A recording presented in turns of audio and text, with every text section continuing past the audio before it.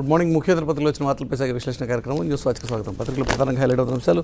తిరుమలలో కేసీఆర్ అన్న శీర్షికతో ఈరోజు తెలంగాణ ప్రభుత్వం తరఫున ముఖ్యమంత్రి కేసీఆర్ తిరుమలలో సమర్పించబోతున్న కానుకలకు సంబంధించిన వివరాలు, ఈరోజు మరికాసేపట్లో ఆయన చేసుకోబోతున్నటువంటి దర్శనం, శ్రీవారికి పోతున్న కానుకలు, తిరుపతిలో ఆయనకి లభించిన ఘన స్వాగతం, ఈ అంశాలే ప్రధానంగా హైలైట్ అవుతున్నాయి ఈనాడు బ్యానర్గా. అలాగే ర్యాలీ కే ఐకా సై అన్న శీర్షికతో నిరుద్యోగ ర్యాలీని నిర్వహించాలి అనే విషయం మీదే ఈరోజు స్పష్టమైనటువంటి నిర్ణయం ఇప్పటికే ఐక్య కార్యాచరణ కమిటీ తీసుకుంది. ఆ అంశానికి సంబంధించి నెలకొన్న ఉద్రిక్త పరిస్థితులు, నగరంలో ఉత్కంఠ, ఆదివారం నిర్వహించుకోవాలన్న హైకోర్టు, సాధ్యం కాదన్న జేఏసీ అన్న వివరాలని ప్రధానంగా హైలైట్ చేస్తోంది ఈనాడు పేజీ 1లో. ఆంధ్రజ్యోతిలో వచ్చిన వార్తలు గమనిస్తే ర్యాలీ టెన్షన్ అన్నది ఆంధ్రజ్యోతి బ్యానర్గా హైలైట్ చేస్తున్నటువంటి కథనం.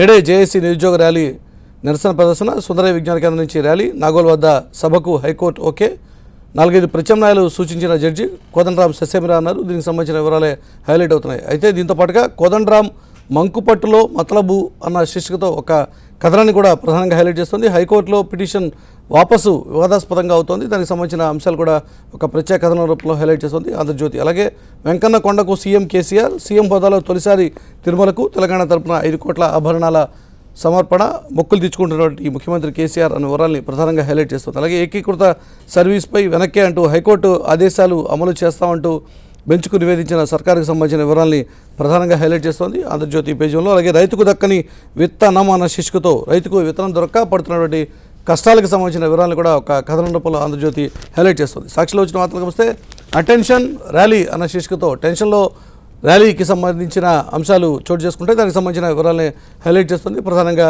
సాక్షి పేజీలో. ర్యాలీ నిర్వహించి తిరుగుతామన్న టీజేఏసీ, అనుమతి లేదంటున్న పోలీసులు అన్న వివరాలని హైలైట్ చేస్తుంది. దీంతో పాటుగా కేసీఆర్కు ఘన స్వాగతం అంటూ ముఖ్యమంత్రి కేసీఆర్కు తిరుమలలో లభించిన ఘన స్వాగతానికి సంబంధించిన అంశాలు హైలైట్ అవుతున్నాయి. అలాగే 17నే ఎమ్మెల్సీ ఎన్నికలు అంటూ ఎమ్మెల్యే కోటా ద్వారా జరగబోయేటువంటి ఎమ్మెల్సీ ఎన్నికలకు సంబంధించిన ఎన్నికల షెడ్యూల్ని కేంద్ర ఎన్నికల సంఘం విడుదల చేసింది. 17వ తేదీన ఈ ఎన్నికలు జరగబోతున్నాయి అంటూ 2 తెలుగు రాష్ట్రాలకు సంబంధించి ఒకేసారి ఎన్నికలు జరుగుతాయి. రాష్ట్రంలో 3, ఏపీలో 7 స్థానాలు జరగబోతున్నాయి. తెలంగాణలో 3, ఏపీలో 7 స్థానాలకు సంబంధించి జరగబోతున్న ఎన్నికల వివరాలని ప్రధానంగా హైలైట్ చేస్తుంది సాక్షి పేజీలో. నమస్తే తెలంగాణలో వచ్చిన వార్తలు గమనిస్తే ఇది రాజకీయ నిరుద్యోగ దందా అన్న శీర్షికతో రాజకీయ నిరుద్యోగులే ఈరోజు ర్యాలీల పేరిట కార్యక్రమాలు చేస్తూ దందా నిర్వహిస్తున్నారు అన్నది నమస్తే తెలంగాణ ప్రధానంగా పేజీలో హైలైట్ చేస్తున్న కథనం. అనుమతి లేని చోటే జరుపుతామనడం రాజకీయమే, ర్యాలీ పేరిట ఉద్రిక్తత సృష్టించేలా కోదండరాం తీరుంది. రాష్ట్రంలో వేల నిరుద్యోగుల కల్పన వైపు జరుగుతుంటే అవన్నీ కూడా చూడనటువంటి జేఏసీ కేవలం విద్యార్థుల్ని రెచ్చగొట్టడం కోసమే ఈ ర్యాలీ తలపెట్టింది అన్నది నమస్తే తెలంగాణ ప్రధానంగా పేజీలో హైలైట్ చేస్తున్న కథనం. అలాగే ఓటుకు నోటుకు సంబంధించిన వ్యవహారం మరోసారి తెర మీదకి వచ్చింది. రేవంత్కు జైలేనా అంటూ మరో 4 నిందితులకు కూడా శిక్ష పడేటువంటి ఆస్కారం ఉంది. పక్కా ఆధారాలతో ఛార్జ్షీట్ని ప్రభుత్వం సమర్పిస్తుంది. దానికి సంబంధించిన వివరాలే నమస్తే తెలంగాణ ప్రధానంగా పేజీలో హైలైట్ చేస్తుంది. అలాగే ఇక మెడిసిన్ లేని ఎంసెట్ అన్న శీర్షికతో మెడిసిన్ పరీక్షకి సంబంధించిన విషయంలో ఇక మెడిసిన్ లేకుండానే ఎంసెట్ నిర్వహించాలి అన్న ఆలోచనలో ప్రభుత్వం ఉంది. దానికి సంబంధించి జరుగుతున్న కసరత్తుకు సంబంధించిన వివరాలు, వైపు జాతీయ స్థాయిలో నీట్ నిర్వహించాలి అని చెప్పి ప్రభుత్వం నిర్ణయం తీసుకున్నటువంటి ఈ నేపథ్యంలో ఎంసెట్ మాత్రం విడిగా నిర్వహిస్తున్నారు. అందులో మెడిసిన్కి స్థానం ఉండదు అన్న అంశాలు. ఇక దీంతో పాటుగా రాష్ట్రంలో 3 ఎమ్మెల్సీ స్థానాలకు ఎన్నికల షెడ్యూల్ విడుదలైంది. మార్చి 17న ఈ ఎమ్మెల్సీ ఎన్నికలు జరగబోతున్నాయి. ఎమ్మెల్యే కోటా ద్వారా ఎమ్మెల్సీని ఎన్నుకునేటువంటి ఈ కార్యక్రమం తెలంగాణలో 3, ఏపీలో 7 స్థానాలకు సంబంధించి ఎన్నికలు జరగబోతున్నాయి. దానికి సంబంధించిన అంశాలే ప్రధానంగా హైలైట్ చేస్తుంది నమస్తే తెలంగాణ పేజీలో. పత్రికలో వచ్చిన ఈ వార్తల మీద విశ్లేషణ కార్యక్రమంలో మనతో పాటు పాల్గొన్నారు టీడీపీ నుంచి ఆ పార్టీ ముఖ్య నాయకులు మల్ల యాదవ్ మనతో పాటు స్టూడియోలో ఉన్నారు. అలాగే ఎండలక్ష్మీనారాయణ బీజేపీ నుంచి ఆ పార్టీ సీనియర్ నాయకులు మనతో పాటు ఉన్నారు. అలాగే వేణుగోపాలాచారి టీఆర్ఎస్ నుంచి ఆ పార్టీ ముఖ్య నాయకులు, తెలంగాణ ప్రభుత్వ ప్రత్యేక ప్రతినిధులు ఢిల్లీలో వారు కూడా మనతో పాటు చర్చలో పార్టిసిపేట్ చేస్తున్నారు. అలాగే కాంగ్రెస్ పార్టీ సీనియర్ నాయకులు సంపత్ ఎమ్మెల్యే మనతో కూడా ఈ చర్చలో ఉండబోతున్నారు. ముందుగా లక్ష్మీనారాయణ మీ దగ్గర నుంచే ఇష్యూ స్టార్ట్ చేస్తే ఈరోజు కోదండరాం తలపెట్టినటువంటి ర్యాలీ, దానికి సంబంధించి అధికార విపక్ష సభ్యుల మధ్య సాగుతున్న మాటల యుద్ధం. ఆ సందర్భంలోనే నన్ను రాత్రే ఆల్రెడీ ఇప్పటికే కోదండరాంని ముందస్తుగా అదుపులో తీసుకున్నటువంటి వ్యవహారం ఏం చెప్తారు ఈ విషయంలో? ప్రజాస్వామ్య వ్యవస్థలో ఎన్నికల్లో హామీ ఇచ్చి అధికారంలోకి వచ్చినటువంటి ప్రభుత్వాన్ని నిలదీసే హక్కు ప్రజలకు ఉన్నది. మరి దీన్ని నియంతృత్వ పోకడతో అరెస్టులు అనేటువంటి కొనసాగించడం ఏదైతే ఉన్నదో దీన్ని ఖండిస్తూ ఉన్నాం. ఈ రకమైనటువంటి తీరు మరి తమ తప్పును ప్రజల్లో ఎండగడుతున్నందుకు నియంతృత్వ పోకడతో ఈ రకమైనటువంటి అరెస్ట్ అనేటువంటిది ఏమాత్రం సరికాదు. ప్రభుత్వం ఏదైతే అసలు ఈ రాష్ట్రం ఏర్పడ్డదే నీళ్లు, నిధులు, నియామకాలు. మరి స్పష్టంగా ఇంటికో ఉద్యోగం వస్తుంది అని చెప్పి అధికారంలోకి వచ్చినటువంటి ముఖ్యమంత్రి గారు మరి ఇంటికో ఉద్యోగం లేదు సరికదా, కొన్ని మేము సంతకం పెడితే మీ జాతకం మారుతుంది అని చెప్పినటువంటి ప్రభుత్వంలో ఇవాళ ఉన్నటువంటి ప్రతినిధులు అధికారంలోకి వచ్చినాక మేము సంతకం పెడితే జాతకం మారుతుంది అని చెప్పి సంతకం పెడితే రోడ్డు మీద పడ్డటువంటి పరిస్థితి ఉంటుంది. ఉదాహరణకు హౌసింగ్ బోర్డు వర్క్ ఇన్స్పెక్టర్లు 1179 మందిని ఒక సంతకంతో వాళ్ళ ఉన్న ఉద్యోగాలను తీసేసినటువంటి పరిస్థితి. రెండు పడకల ఈ ర్యాలీ విషయాన్ని తీసుకుంటే ఈ ర్యాలీకి సంబంధించిన వ్యవహారం ఆల్రెడీ న్యాయస్థానానికి వెళ్ళింది. న్యాయస్థానంలో పిటిషన్ వేశారు. కోర్టు ప్రత్యామ్నాయం సూచించింది. వేరే చోట చేసుకోవచ్చు అని చెప్పి ఒక మాట చెప్పింది. అదే సందర్భంలో అవసరమైతే వేరే డేట్లో కూడా చేసుకోవచ్చు, ఆదివారం నాడు చేసుకోవచ్చు అని చెప్పి సూచించింది. వాటన్నిటి తోసిరాజని పిటిషన్ విత్డ్రా చేసుకుని ర్యాలీ చేస్తాము అంటే కదా ఇప్పుడు ప్రభుత్వం యాక్షన్లో దిగింది. అంటే ప్రభుత్వం దీన్ని అడ్డుకునేటువంటి ప్రయత్నంతో కోర్టులో వాదన వినిపించింది. ప్రభుత్వం కోర్టులో దీనికి అవరోధాలు ఇది కూడదు అనేటువంటి ప్రతిపాదన ఇవ్వాల్సినటువంటి అవసరమే లేదు. ప్రజాస్వామ్య వ్యవస్థలో మరి ప్రజాస్వామ్యబద్ధంగా ఒక ర్యాలీ నిర్వహించుకునేటువంటి విషయంలో అభ్యంతరాలు తెలపాల్సినటువంటి అవసరమే లేదు. ధర్నా చౌక్ ఉన్నది. ధర్నా చౌక్లో కోర్టు సలహాని కూడా కాదంటే ఎట్లా అంటూ చాలా మంది విపక్షాలు ఈరోజు కోదండరాం వ్యవహార శైలిని ప్రశ్నిస్తున్న సందర్భం. మీరు కోదండరాంను సమర్థించదలుచుకున్నారా వ్యతిరేకించారు? నేను ఇక్కడ డెమోక్రసీని సమర్థించదలుచుకున్నాను. కోర్టుకు సమర్పించినటువంటి అంటే నేను ఒక విషయం ఇక్కడ చెప్పదలుచుకున్నాను. కోదండరాం మీద ఒకవేళ తెలంగాణ రాష్ట్ర ఉద్యమంలో కేసులు ఉంటే ఆ కేసులు ఉన్నాయి అనేటువంటిది ప్రభుత్వం వైపు నుంచి ప్రస్తావించడం ఏదైతే ఉందో ఇది అనైతికం. కోదండరాం మీద ఇంకేమన్నా ఇతరత్ర కేసులు ఉంటే చెప్పండి. ఆ రకమైనటువంటి అనైతికమైనటువంటి ప్రతిపాదన ప్రభుత్వం కోర్టు ముందట పెట్టడం సరికాదు. దాని ఆధారంగా కోర్టు తన ముందున్నటువంటి వాటిని ఆధారం చేసుకొని నిర్ణయం తీసుకుంటుంది. కానీ ఆ ఉద్యమంలో ఇవాళ ఉన్నటువంటి తెలంగాణ రాష్ట్ర సమితిలో ఉన్నటువంటి నాయకులు ఉన్నారు. ఇవాళ తెలంగాణ జేఏసీలో ఆ రోజు భాగస్వామ్య పక్షాలుగా భారతీయ జనతా పార్టీ ఉంది. ఆ రోజు భాగస్వామ్య పక్షంగా తెలంగాణ రాష్ట్ర సమితి ఉంది. ఆ రోజు భాగస్వామ్య పక్షాలుగా ఇతరత్ర కొన్ని రాజకీయ పార్టీలు, లెఫ్ట్ ఆర్గనైజేషన్స్ కూడా ఉన్నాయి. కానీ ఆ కేసులో అడ్డంకుగా చూపడం అనేటువంటిది అనైతికం. ప్రభుత్వం ఇది ఈరోజు తెలంగాణ రాష్ట్రంలో మరో నిజాం సర్కార్ పాలన తలపించే విధంగా మారుతుందండి. స్వరాష్ట్రంలో ఉద్యోగాల కోసం అడిగే దుస్థితి ఎందుకు వచ్చిందో ఒకసారి ప్రభుత్వమే ఆలోచించాలి. తెలంగాణ సాకారం అయితే ఈ తెలంగాణలో నిరుద్యోగ సమస్య తీరుతుంది, ఆంధ్రోళ్ళందరూ వెళ్ళిపోతారు, ఉద్యోగాలన్నీ ఇక్కడ చదువుకున్న విద్యార్థులకే వస్తాయని చెప్పేసి ఊకదంపుడు ఉపన్యాసాలతో వేదికల మీద చెప్పిన కేసీఆర్ గారు ప్రభుత్వం ఏర్పడిన తర్వాత 3 సంవత్సరాలు జరిగినా ఇంతవరకు కనీసం ఉద్యోగాల గురించి పట్టించుకున్న దాఖలాలు లేవు. వయోభారం, రకరకాల సమస్యలతోని ఎప్పుడొస్తుందా అని చెప్పేసి ఎదురు చూస్తున్న నిరుద్యోగ యువతకి ఉద్యోగాలు ఇవ్వాల్సింది పోయి ప్రభుత్వం దిగిపోతున్నప్పుడు, కాంగ్రెస్ ప్రభుత్వం నుంచి తెలంగాణ రాష్ట్ర ప్రభుత్వం ఏర్పడుతున్నప్పుడు 1,07,000 ఉద్యోగాలు ఖాళీగా ఉన్నాయని చెప్పేసి నివేదిక ఉంది. దాని ప్రకారం ఇంతవరకు అప్పుడు అని చెప్పి కాలయాపన చేస్తూ ఉన్నారు. ఏదో రకమైన ప్రకటనలతోని కాలయాపన చేస్తున్నారు తప్ప దాన్ని చిత్తశుద్ధితో చేసే పరిస్థితి లేదు. నిరుద్యోగులకి ఉద్యోగాలు ఇచ్చేటువంటి కార్యక్రమం ఎంత జరుగుతోంది అంటే అధికార పార్టీ నుంచి ఒక ఆర్గ్యుమెంట్ ఉంది. ఆ విషయాన్ని పక్కన పెడితే అంతకంటే ముందు జరుగుతున్నటువంటి ఈ ర్యాలీకి ఆల్రెడీ న్యాయస్థానాలే ప్రత్యామ్నాయ మార్గాలు సూచించిన తర్వాత వాటిని ఏమాత్రం వేసినటువంటి పిటిషన్ విత్డ్రా చేసుకుని బలవంతంగా ర్యాలీ చేస్తాము అని చెప్పి చెప్పినటువంటి తీరు కూడా ఇప్పుడు ఒక చర్చనీయాంశమే కాదంటారా? కోదండరాం గారి మీద కేసులు ఉన్నాయని చెప్పి ఈ రోజు న్యాయస్థానాన్ని కూడా పక్కదో పట్టించే ప్రయత్నం చేస్తున్నారు. కోదండరాం గారి మీద ఏం కేసులు ఉన్నాయండి? తెలంగాణ కోసం ఉద్యమం చేసినప్పుడు ఉద్యమంలో భాగంగా కొన్ని కేసులు రిజిస్టర్ అయినాయి. మరి అప్పుడు ఆ కేసులు చాలా వరకు విత్డ్రా చేసుకుంటే తెలంగాణ ఉద్యమం చేయడానికి ఉపయోగపడ్డ కోదండరాము ఈ రోజు తెలంగాణలో ఆ రోజు తెలంగాణ వస్తే ఏదైతే న్యాయం జరుగుతుందని చెప్పేసి నిరుద్యోగులకి, యువకులకి, తెలంగాణ ప్రజానికానికి వేదికల మీద హామీ ఇచ్చిండో ఆ హామీ మేరకు ఈరోజు ప్రభుత్వంతో పోరాటం చేయడానికి వేదికల మీద మామూలుగా ర్యాలీల కోసమో లేకపోతే బహిరంగ సభల కోసమో అధికార పార్టీ నుంచి ఉద్యమానికి పనికొచ్చినటువంటి ప్రొఫెసర్ కోదండరాం ఇప్పుడు తెలంగాణ పక్షాన మాట్లాడడానికి పరిగణ కూడా పోయాడా అన్నది ఈరోజు విపక్షాల ప్రశ్న. ఇప్పుడు మురళి గారు కోతికి కొమ్మిచ్చినట్టు చాలా సంవత్సరాలు 2.5 సంవత్సరాలు అయింది గవర్నమెంట్ అనుకున్న కార్యక్రమాలు పకడ్బందీగా చేస్తూ ప్రభుత్వంలో ఈరోజు ఉంటూ మంచి పేరు వచ్చింది దేశ స్థాయిలో. ఒక రాష్ట్ర స్థాయిలో కాకుండా ఈవెన్ ప్రధానమంత్రి మోడీతో సహా బీజేపీ రాష్ట్రాలు కూడా తెలంగాణ రాష్ట్రం చూసే విధంగా ఈరోజు అడ్మినిస్ట్రేషన్ సరిపోతుంది. ఓకే, అసెంబ్లీలో 1,11,000 ఉద్యోగాలు ఈరోజు ఉన్నాయని చెప్పేసి స్వయంగా ముఖ్యమంత్రిగా ప్రకటించిన విషయం వాస్తవము. మరి 92-93 సంవత్సరంలో ఎన్ని భర్తీ చేశారు ఆ విషయం గురించి మాట్లాడదాం. అంతకంటే ముందు ర్యాలీకి సంబంధించి ప్రభుత్వం కూడా అంత ఫోర్స్ఫుల్గా దీన్ని ఎట్టి పరిస్థితుల్లో జరగనీయకుండా చేయాలి అనేటువంటి ధోరణితో కరెక్ట్ అంటారా? అడ్మినిస్ట్రేషన్ వేరు, పొలిటికల్ పార్టీ వేరు. అడ్మినిస్ట్రేషన్ ఆర్కల్ ఏంటంటే రకరకాల సమస్యలు ఉంటాయి, ఇంటెలిజెన్స్ రిపోర్ట్ ఉంటుంది ప్రభుత్వానికి, దాని ప్రకారంగా యాక్ట్ చేస్తుంది.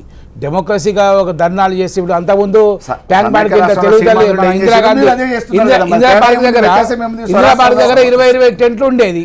ఇప్పుడు ఎంత కోతున్నారు,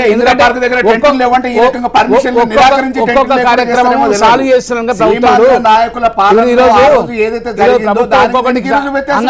అంగన్వాడీ ఉండే మాట్లాడకుండా సమ్మెలు ఎప్పుడు ప్రతి సంవత్సరం సమ్మెలు చేసి మేమందరం ఎమ్మెల్యేలు ఉన్నప్పుడు కూడా వాళ్ళని పట్టుకొని ఒక పార్టీ ఆధ్వర్యంలో మేము చేస్తుంటే అంగన్వాడీ సమస్యలు పరిష్కారమైనాయి. 108 సమస్యలు పరిష్కారం అంటే ఒక్కొక్కటి తీసుకుంటూ ఒక్కొక్క అంశాన్ని తీసుకుంటూ సమస్య పరిష్కారం చేసుకుంటే మా పార్టీలో ఎగ్జిస్టెన్స్ ఉండదు అన్న ఒకే ఒక ఆలోచనతో ఈరోజు వాళ్ళకి ఏ విధంగా క్రెడిబిలిటీ పోయింది కనుక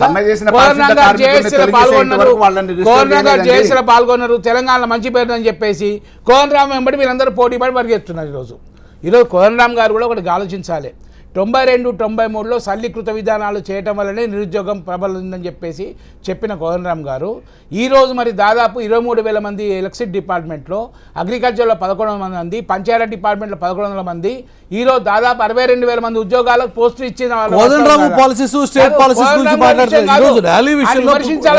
ర్యాలీ విషయంలో కూడా ఆ రోజు కూడా ఇంటిగ్రేటెడ్ స్టేట్లో రాష్ట్రం కోసం కొట్లాడుతున్న సందర్భంలో ఇదే తరహా ర్యాలీలు జరిగినటువంటి సందర్భాలు లేవంటారా? ఇదే పర్మిషన్లు ఉన్నా లేకున్నా ర్యాలీ నిర్వహించిన సందర్భాలు ప్రభుత్వాలు కూడా ఎన్నో కావచ్చు, లేక మిలియన్ మార్చ్ కావచ్చు, ఇటువంటి పర్మిషన్లు తీసుకునే ఆ రోజు కార్యక్రమాలు చేశారా? మేము మిలియన్ మార్చి కానీ జలహార వ్యవహారం కానీ అందరం కూడా అప్పుడు ఉన్న ప్రభుత్వాలు మాకు రిజెక్ట్ చేసినా కూడా చేసినాం. ఈరోజు అప్పుడు ప్రజాబలం ఉన్నది, ఈరోజు మరి ప్రజాబలం ఉన్నదా? మరి ప్రజాబలం ఉంటే ఎందుకు రారు? ఈరోజు ఒకటి మరి ఆలోచించాలి. ఈరోజు కనుక ఈరోజు పొలిటికల్ మోటివేట్తో పెట్టిన అంశం ఒకటి, 2 అన్సోషల్ ఎలిమెంట్స్ ఇలా ప్రబలే అవకాశాలని చెప్పేసి ఇంటెల్ రిపోర్ట్ రావడం వల్లనే ప్రభుత్వంకు నేరుగా ఇవ్వటం వల్లనే ఈరోజు ప్రభుత్వ పరంగా కోర్టులో అఫిడవిట్ ఇచ్చింది. ప్రభుత్వ పరంగా కోర్టులను కూడా ఆవిష్కరిస్తే ఎట్లా? కోర్టు ఈరోజు చెప్పింది. కోర్టులో ఈరోజు ఏ అయితే ప్రభుత్వ పరంగా చేసిన అఫిడవిట్స్ ఉన్నాయో దాని ప్రకారం చెప్పిన మేరకే కోర్టు ఈరోజు అనుమతి ఇవ్వలేదు. దానికి కోర్టును కూడా తప్పు పడితే ఎట్లా? కోర్టు అన్ని చూసుకొని చేస్తుంది కదా. ఈరోజు కోర్టు ప్రకారంగా, కోర్టు న్యాయం ప్రకారంగానే ప్రభుత్వం ఈరోజు మీరు ఆదివారం పెట్టుకోండి లేకుంటే పెట్టుకొని దాన్ని యాక్ట్ చేస్తుంది. ప్రభుత్వం డిఫరెంట్ ప్లస్ అడ్మినిస్ట్రేషన్ డిఫరెంట్. ఈరోజు పొలిటికల్ పార్టీ డిఫరెంట్. సంపత్ గారు కూడా జాయిన్ అయ్యారు మనతో పాటు, కాంగ్రెస్ పార్టీ నుంచి, ఆ పార్టీ సీనియర్ నాయకులు ఎమ్మెల్యే. సంపత్ గారు, ర్యాలీకి సంబంధించిన విషయంలో కోదండరామ్ని ఇప్పటికే ఆల్రెడీ పోలీసులు ముందస్తు అరెస్ట్ చేసినటువంటి నేపథ్యంలో ర్యాలీని ఎట్టి పరిస్థితుల్లో భగ్నం చేయాలి అని చెప్పి ప్రభుత్వం ఆలోచిస్తుంది అనుకోవాలా?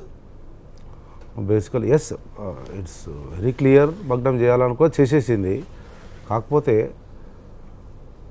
ఉద్యమ పరిణామ క్రమంలో ఏర్పడ రాష్ట్రం, ఆ రాష్ట్రంలో అధికారంలోకి వచ్చినటువంటి ఉద్యమ పార్టీగా చెప్పుకొని రాష్ట్రం వచ్చిన తర్వాత ఎస్ ఇది పక్కా రాజకీయ పార్టీ అనుకొని రాజకీయాలు చేస్తున్నటువంటి క్రమంలో ఈరోజు ఉద్యమాలనే అణచివేసే పద్ధతిలో, అది కూడా ఒక్క కోదండరామ్ని అరెస్ట్ చేస్తేనో లేకపోతే ఒక సంపత్ కుమార్ని అరెస్ట్ చేస్తేనో కాదు, కొన్ని లక్షల మంది నిరుద్యోగ యువకుల గుండె చప్పుడు ఈరోజు ర్యాలీగా మారింది. ఆ గుండె చప్పుడును ప్రభుత్వానికి తెలియజేసే విధానంలో ప్రజాస్వామ్యయుతంగా ఒక్కొక్క రకంగా ఒక్కొక్క వేదికను వాడుకుంటూ ఉంటారు. దాంట్లో అనేక రకాల జేఏసీ ఆల్రెడీ ప్రత్యామ్నాయ మార్గాలు ఆల్రెడీ న్యాయస్థానం సూచించింది, వేరే చోట పెట్టుకోవచ్చు అని చెప్పింది, వేరే డేట్లో పెట్టుకోవచ్చు అని చెప్పింది.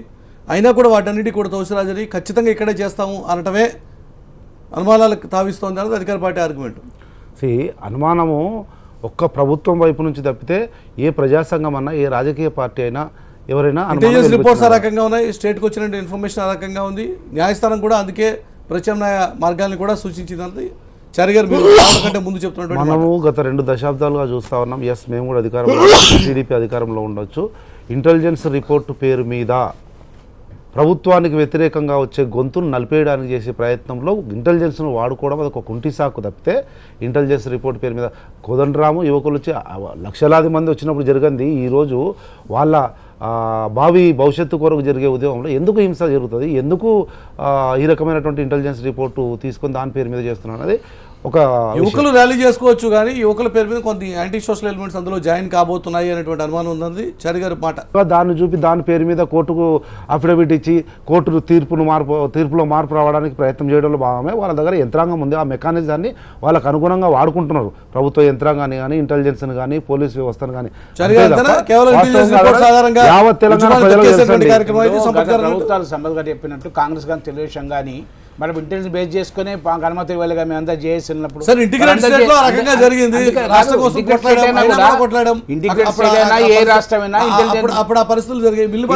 ఇంటెలిజెన్స్ రిపోర్ట్ ప్రకారంగానే ప్రభుత్వం చేయమని చెప్పిందా, ప్రభుత్వం అనుమతి ఇచ్చిందా? కానీ ఇప్పుడు కూడా ఒకటి 2 ప్రత్యామ్నాయాలు కూడా కోర్టు ఖచ్చితంగా చూపించింది. దాని ప్రకారంగా గవర్నమెంట్ రెడీ అంటున్నది.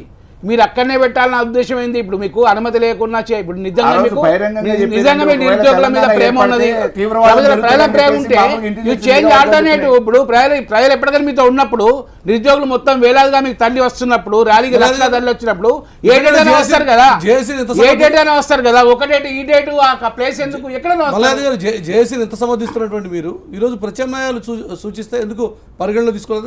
పిటిషన్ ఎందుకు విత్డ్రా చేసుకున్నారు? ఇక్కడ అనేది కాదండి సమస్య తీవ్రతను గుర్తించాల్సిన అవసరం. సమస్య తీవ్రతను గుర్తించాలి అనుకున్నప్పుడు వేరే మార్గాలు ఉన్నాయి కదా. ఇప్పుడు అక్కడనే చేస్తేనే సమస్య. ప్రభుత్వానికి పక్కన ఖాళీ తెలంగాణ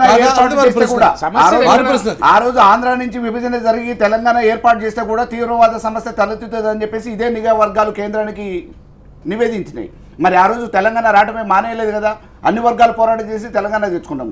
సొంత తెలంగాణలో తెలంగాణ సిద్ధించిన తర్వాత ఏ ముందు వరుసలో ఉండి పోరాటం చేసిరో ఆ నిరుద్యోగుల సమస్య గురించి ఈరోజు రోడ్లెక్కే పరిస్థితి దుస్థితి రావడమే ఒక ప్రధాన కారణం. ప్రభుత్వం దగ్గర సరైనటువంటి సమాధానం ఈ విషయంలో లేదు కాబట్టి ప్రత్యామ్నాయ స్థలాల విషయంలో మాకు అభ్యంతరం లేదనేటువంటిది చెప్పడం జరిగింది. మరి ప్రభుత్వం దగ్గర ఈ విషయం మీద ప్రజలకు వివరణ ఇచ్చేటువంటి నైతికత కానీ, వివరణ ఇచ్చేటువంటి నిర్ణయాలు తీసుకున్నటువంటి పరిస్థితి కానీ ఉంటే తప్పనిసరిగా ప్రభుత్వం ఆ రకమైనటువంటి ప్రచారంతోనే అవేర్ చేసేటువంటిది చేస్తుంది. ప్రభుత్వం మీద ఉన్నటువంటి వ్యతిరేకత తీవ్రంగా వ్యక్తమవుతుంది అనేటువంటి దృక్పథంతోనే మరి ఊరికి వెలుపల ఉన్నటువంటి దాంట్లో మాకు అభ్యంతరం లేదనేటువంటి దృక్పథాన్ని ప్రభుత్వం వ్యక్తం చేసేది. ఇది ఏదైతే ఉన్నదో అంటే ఊరవతలే కాదు కదా సార్, నాగోల్లో పెట్టుకోవచ్చు అని చెప్పారు, ఆల్రెడీ సండే పెట్టుకోవచ్చు అని చెప్పారు. వేరే ఆల్టర్నేటివ్స్ అయితే ఆల్రెడీ న్యాయస్థానం సూచించింది కదా. మురళీకృష్ణ గారు సమస్యల గురించి ఎక్కడో బయట పెట్టుకోవాల్సిన అవసరం ఉంది. మురళీకృష్ణ గారు ఒకవేళ ప్రభుత్వము ఇంటెలిజెన్స్ రిపోర్టు ఇంత గొప్ప ఇంటెలిజెన్స్ ఒకరు పనిచేస్తుందంటే దుష్టశక్తులు, సంఘ వ్యతిరేక శక్తులు నాగోలుకు వస్తారు, ఇందిరా పార్క్ రారా? అక్కడ ఉన్నటువంటి వెసులుబాటు ఏంది, ఇక్కడ ఉన్నటువంటి నిర్బంధం ఏంటి? వచ్చేటోళ్ళు ఉంటే ఎక్కడైనా వస్తారు, జరిగేది ఉంటే ఎట్లయినా జరుగుతుంది. అది కాదు కారణము. ఇది ఫెయిల్ కావాలి. నిరుద్యోగుల వాయిస్ బయటికి రాకూడదు, ప్రభుత్వ వ్యతిరేక వాయిస్ బయటికి రాకూడదు అని చేసే ప్రయత్నంలో భాగమే తప్ప ఇంకోటి కాదు. మీరే చెప్పండి, సింపుల్గా చెప్పమన్నాడు వేణుగోపాల్చారి గారిని. అనుభవజ్ఞులు, సీనియర్ నాయకులు, పార్లమెంటు, అసెంబ్లీ అన్నీ చేసి వచ్చింది కదా. నాగోల్లో రాని దుష్టశక్తులు అట్టుడికినటువంటి ఉద్యమం, ప్రతి ఒక్కరు పాల్గొన్నటువంటి ఉద్యమం, అటువంటి ఉద్యమంలో కూడా హింసాత్మక సంఘటనలు చోటు చేసుకోకుండా తెలంగాణ ప్రజానికం సంయమనంతో తమ ఆకాంక్షను వ్యక్తం చేసింది. ఇప్పుడు నిరుద్యోగ యువత ఆ ఆకాంక్షను వ్యక్తం చేయడానికి ఆ ఉద్యమంలో భాగస్వామి అయినటువంటి తెలంగాణ రాష్ట్ర సమితి ప్రభుత్వం అభ్యంతరం చేయడం. ఇప్పుడు నిరుద్యోగ యువత ఆకాంక్షలు ఈ ప్రభుత్వం నెరవేరుస్తున్నది కనుక 1,11,000 ఇప్పటికీ ఈ ర్యాలీని మీరు అనగదొక్కాల్సిన అవసరం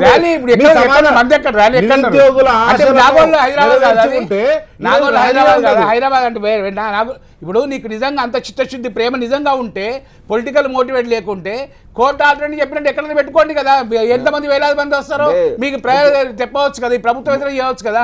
ఒకటి రోజు వచ్చిన తెలంగాణను ఏ విధంగా భగ్నం చేయాలి, వచ్చే తెలంగాణ సక్రమంగా పోతున్నది, దాని లైట్ ఉండవద్దు, నీళ్లు ఉండవద్దు, పనులు కావద్దు అనే ఉద్దేశంతో ఈ పార్టీ కోదండరామన్ అనే జేఏసీల పార్కు వాడుకుంటున్నారు వీళ్ళు.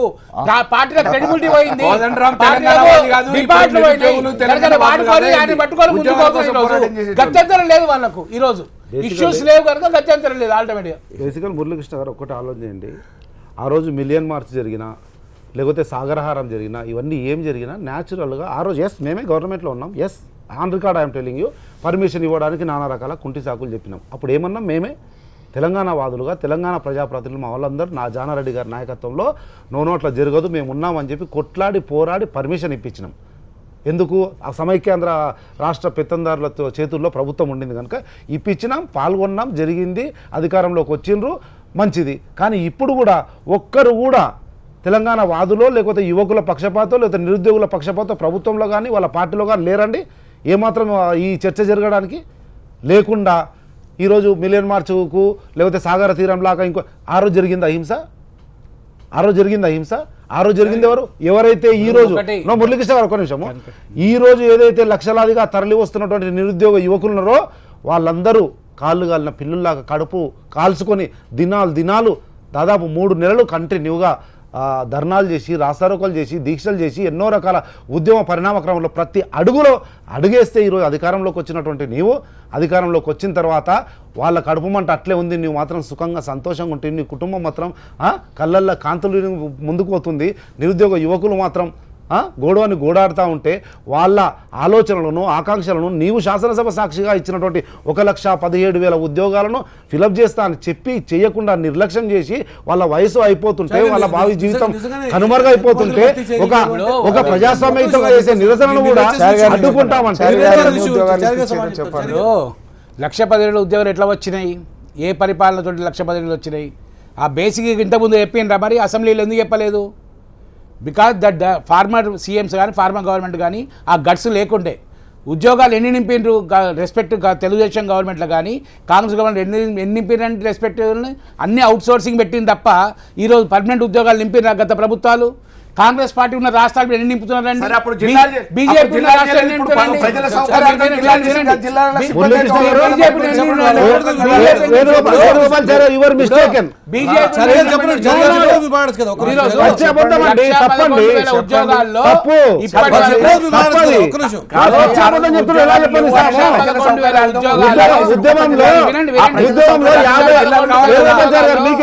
ఉద్యమంలో 58,000 ఉద్యోగాలకు నోటిఫికేషన్ ఇస్తా ఉంటే టీఆర్ఎస్ వాళ్ళు యువకులు అందరూ కలిసి కాంగ్రెస్ పార్టీ మీద ఒత్తిడి తెచ్చి రాష్ట్రం విడిపోయిన తర్వాత ఇస్తే మనకు న్యాయం జరుగుతుంది, లేకపోతే సీమాంధ్ర వాళ్ళు ఈ ఉద్యోగాలను లాక్కపోతారని 58,000 ఉద్యోగాల నోటిఫికేషన్ వాస్తవమా కాదా అని చెప్పండి. మీరు ఆగినాయి, అది ఇప్పుడు చేయాల్సిన ధర్మము బాధ్యత నీ మీద ఉంది.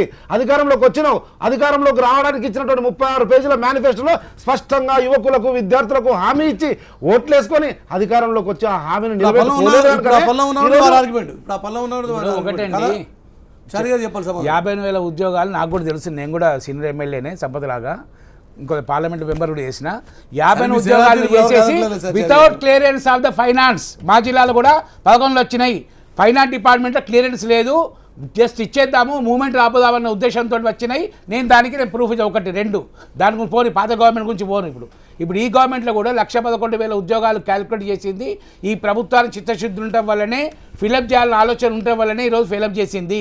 దానిలో భాగంగానే ఇప్పటికి 62,000 ఉద్యోగాలు ఈరోజు వచ్చినాయి.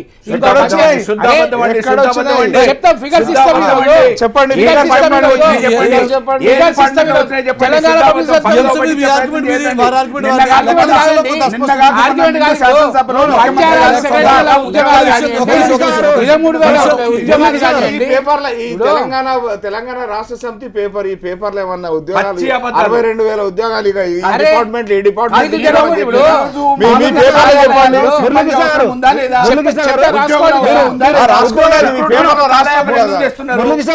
ఒకటే దర్ ఇస్ నో బయాస్. ఒకవేళ నిజంగా ఒక టీవీ ప్రతినిధిగా మీరు ఏ రాజకీయ పార్టీ నమ్మకండి, ఇప్పుడు టీఎస్పీఎస్సీ చైర్మన్ గంటా చక్రపాణిని తీసుకోండి, స్పష్టంగా చెప్తారు ఏ దానికి ఎన్ని వచ్చినా. లేదంటే నేనన్నా చెప్తా, మీరు లైన్లో కన్నా తీసుకోండి, నేనన్నా చెప్తా. టీఆర్ఎస్ వాళ్ళు చెప్పేది వాస్తవమా?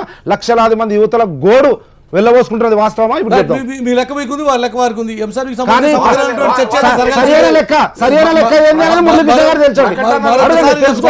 బడ్జెట్ సమావేశాల్లో డిస్కషన్ జరగాల్సిందే. ఈ సందర్భంలో జరుగుతున్నటువంటి ఉద్రిక్త పరిస్థితుల మధ్య నెలకొన్నటువంటి ర్యాలీ ఏ రకంగా జరుగుతుందో చూద్దాం. ఇక మిగతా వార్తల మీద కూడా విశ్లేషణ అంటూ చేద్దాం.